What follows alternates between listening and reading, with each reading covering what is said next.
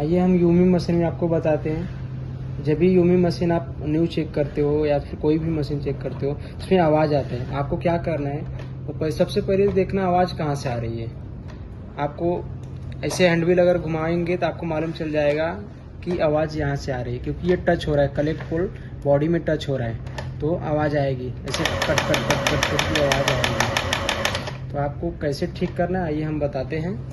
आपको सबसे पहले क्या करना है, कपड़ा लेना है, उसके बाद कलेक्ट पोल को पकड़ से घुमा देना है, हल्का सा बैंड करना है, यहाँ पे लगाना है, उसके बाद हल्का सा बैंड करना है। फिर उसके बाद आपको चेक करना है कहीं पे टच तो नहीं हो। अभी देखो टच नहीं हो रहा है, तो आपको सिलाई करना है। उसके बाद आप सिलाई चेक कर लीजिए,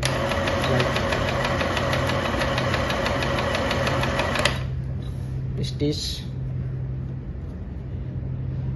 नीचे ऊपर